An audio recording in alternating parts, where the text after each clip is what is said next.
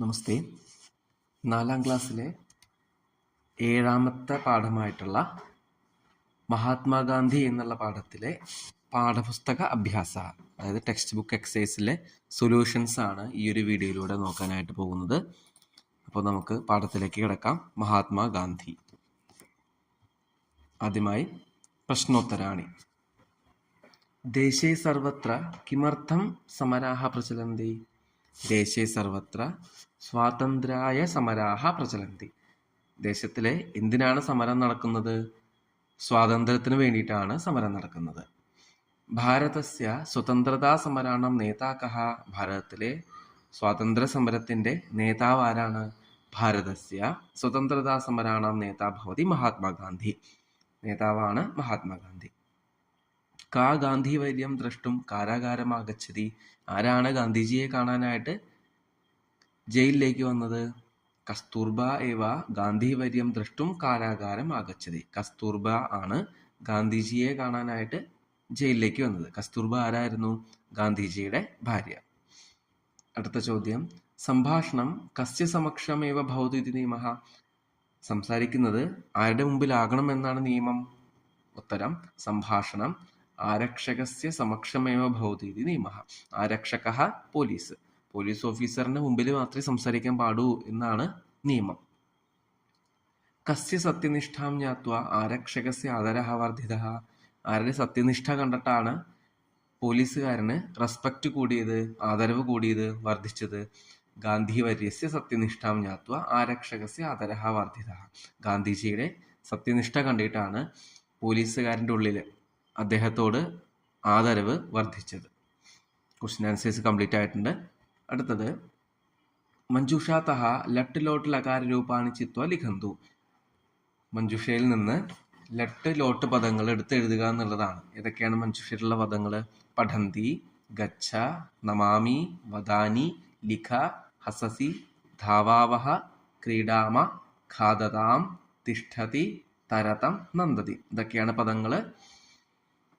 ഇതാണ് ഉത്തരങ്ങൾ. ലട്ട് ലകാരത്തിൽ ഏതൊക്കെ വരുന്നത്? പഠന്തി, നമാമി, ഹസസി, ധാവാവഹ, തിഷ്ഠതി, നന്ദതി. ലോട്ട് ലകാരത്തിൽ ഗച്ഛ, വദാനി, ലിഖ, ക്രീഡാമ, ഖാദതാം, തരതം. മൂന്നാമത്തെ, ഉദാഹരണാനുസാരം വാക്യാനി ബഹുവചനെ പരിവർത്തയന്തു. ഉദാഹരണം കൊടുത്തിട്ടുണ്ട്, അതേപോലെ തന്നെ വാക്യങ്ങൾ ബഹുവചനത്തിലേക്ക് കൺവേർട്ട് ചെയ്യണം. ഉദാഹരണം, ബാലകഃ വിദ്യാലയം ഗച്ഛതി. ഇതിൽ ബാലകഃ എന്നുള്ളത് ഏകവചനാണ്. വിദ്യാലയം അങ്ങനെ തന്നെ. ഗച്ഛതി എന്നുള്ളത് ഏതാണ്? ഏകവചനം തന്നെയാണ്. ഇപ്പം സംസ്കൃതത്തിന് നിയമം അനുസരിച്ച് ഒരു സെന്റൻസിൽ സബ്ജക്റ്റ് ഏകവചനത്തിലാണെങ്കിൽ ക്രിയാപദവും വെർബും ഏതിലായിരിക്കണം? ഏകവചനത്തിലായിരിക്കണം. അതാണ് നിയമം. അപ്പോൾ ബഹുവചനത്തെ കൺവേർട്ട് ചെയ്യുമ്പോൾ എങ്ങനെയാണ്? ബാലകഃ എന്നുള്ളത് ബാലകാഹ. വിദ്യാലയം അങ്ങനെ തന്നെ, ഒരു മാറ്റവും ഇല്ല. ഗച്ഛതി എന്നുള്ളത് ബഹുവചനത്തിൽ എങ്ങനെയാണ്? ഗച്ഛതി, ഗച്ഛതഃ, ഗച്ഛന്തി. അപ്പോൾ ബാലകാഹ വിദ്യാലയം ഗച്ഛന്തി. ഇവിടെ ഒരു കുട്ടി വിദ്യാലയത്തിലേക്ക് പോകുന്നു. ഇവിടെയാണെങ്കിലോ ഒരുപാട് കുട്ടികൾ വിദ്യാലയത്തിലേക്ക് പോകുന്നു. മലയാളത്തിൽ പോകുന്നു തന്നെയാണ്. പക്ഷെ സംസ്കൃതത്തിൽ ഗച്ഛതി എന്ന് പറഞ്ഞാൽ ഒരു കുട്ടി പോകുന്നു, ഗച്ഛന്തി എന്ന് പറഞ്ഞാൽ ഒരുപാട് കുട്ടികൾ പോകുന്നു. അതാണ് വ്യത്യാസം. ഒന്നാമത്തെ, കോകിലഹ മധുരം ഗായതി. ഉദാഹരണത്തിൽ പറഞ്ഞ പോലെ കോകിലഹ എന്നുള്ളത് ബഹുവചനത്തിൽ എങ്ങനെയാണ്? കോകിലാഹ. ഗായതി എന്നുള്ള ബഹുവചനത്തിൽ ഗായന്തി. രണ്ടാമത്തെ, ഗർദഭഃ ഭാരം വഹതി. ഇതിൽ ഗർദഭഃ ഏകവചനം, ബഹുവചനത്തിലേക്കാക്കുമ്പോൾ ഗർദഭാഹ ഭാരം, അങ്ങനെ തന്നെ വഹതി എന്നുള്ളത് വഹന്തി.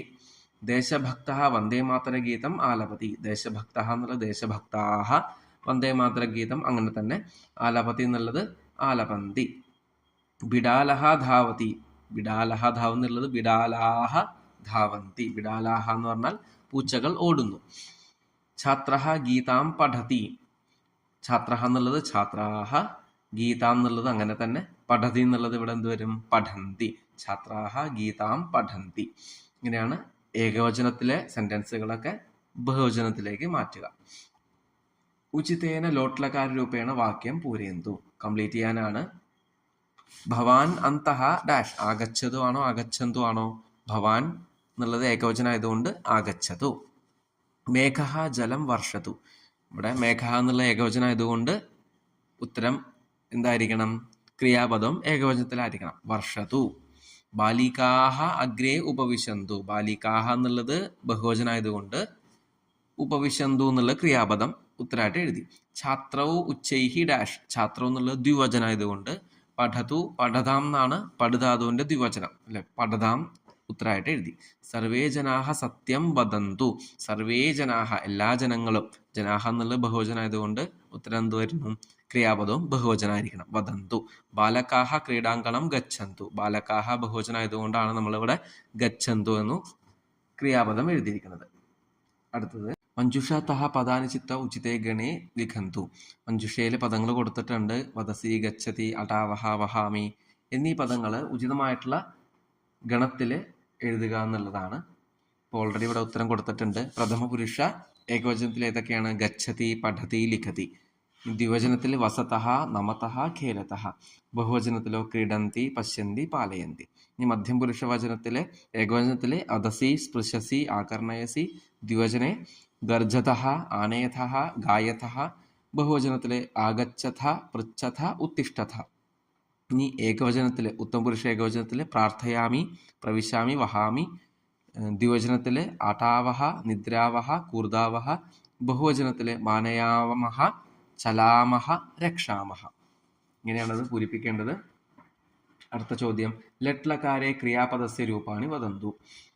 അസ് ധാതു ലട്ലകാരഃ. നമുക്ക് ലട്ലകാരം എന്താണെന്നറിയാം. പ്രസന്റ് ടെൻസിന് ഉപയോഗിക്കുന്നതാണ് ലട്ലകാരം. അതിൽ അസ് ധാതുവിലെ പദങ്ങളാണ് ഇവിടെ കൊടുത്തിരിക്കുന്നത്. അസ്തി, സ്തഹ, സന്തി. അസി, സ്ഥഹ, സ്ഥ. അസ്മി, സ്വഹ, സ്മഹ. അസ്തി എന്ന് വെച്ചാൽ ഉണ്ട് എന്നാണ് അർത്ഥം. അസ്മി എന്ന് പറഞ്ഞാൽ ഞാൻ ഉണ്ട് എന്നാണ് അർത്ഥം. ഏകവചനം, ഉത്തമ പുരുഷ ഏകവചനം ഞാൻ ഉണ്ട്. സ്വഹ എന്ന് വെച്ചാൽ ഞങ്ങൾ രണ്ടുപേരും. സ്മഹ എന്ന് വെച്ചാൽ ഞങ്ങൾ എല്ലാവരും. അതാണ് ഇവിടെ ലട്ലകാര അസുധാതുവിന്റെ അർത്ഥമായിട്ട് വരുന്നത്. അടുത്തത് യഥോചിതം യോജയത. മാച്ച് ദ ഫോളോയിങ് ആണ്. രാമഃ വനം ഗച്ഛതി, ദുഷ്ടഃ ദണ്ഡേന താടയതി, ധനികഃ ദരിദ്രായ ധനം യച്ഛതി, പുത്രഃ ജനകേന സഹ ക്രീഡതി, രമേശഃ സുനിതാ ച വിദ്യാലയം ആഗച്ഛതഃ. ഇതിന്റെ ഫസ്റ്റ് വൺ ഏതാണ്? രാമഃ വനം ഗച്ഛതി. Rama goes to forest. ദുഷ്ടഃ ദണ്ഡേന താടയതി. Wicked beats with a stick. ധനികഃ ദരിദ്രായ ധനം യച്ഛതി. Rich man gives money to poor. പുത്രഃ ജനകേന സഹ ക്രീഡതി. Son plays with father. Last one രമേശഃ സുനിതാ ച വിദ്യാലയം ആഗച്ഛതഃ. Ramesh and Sunita come to school. ഇങ്ങനെയാണത് മാച്ച് ചെയ്യേണ്ടത്. അടുത്തത് അകാരാന്തഃ നപുംസകലിംഗ വനശബ്ദ. വനശബ്ദമാണ് ഇവിടെ കൊടുത്തിരിക്കുന്നത്. നമ്മൾ മുമ്പത്തെ ക്ലാസ്സിലൊക്കെ അകാരാന്ത പുല്ലിംഗം, ദിലീപ ശബ്ദം, അതേപോലെ ഗംഗാശബ്ദമൊക്കെ പഠിച്ചു. അതേപോലെ നപുംസകലിംഗ പദമാണ് ഈ ഒരു പാഠത്തിൽ പഠിക്കാനായിട്ടുള്ളത്. വനം, വനേ, വനാനി. ദ്വിതീയ വനം, വനേ, വനാനി. തൃതീയ തൊട്ട് സപ്തമി വരെ നമ്മൾ പുല്ലിംഗ വചനം പോലെയാണ്. ദിലീപേന, ദിലീപായ, ദിലീപാത്ത്. അതേപോലെ വനേന, വനായ, വനാത്. അങ്ങനെയാണത് പഠിക്കേണ്ടത്. വനേന വനാഭ്യം വനൈഹി, വനായ വനാഭ്യം വനേഭ്യഃ, വനാത് വനാഭ്യം വനേഭ്യഃ, വനസ്യ വനയോഹു വനാനാം, വനേ വനയോഹു വനേഷു. ഹേ വന, ഹേ വനേ, ഹേ വനാനി. ഇങ്ങനെയാണ് വനശബ്ദം നമുക്കുള്ളത്.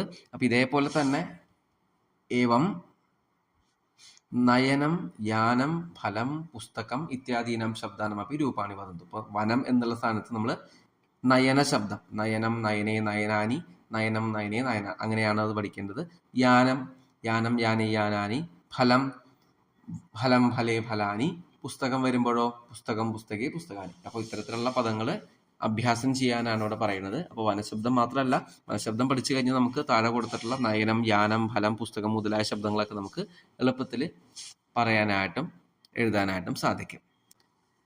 ധന്യവാദ.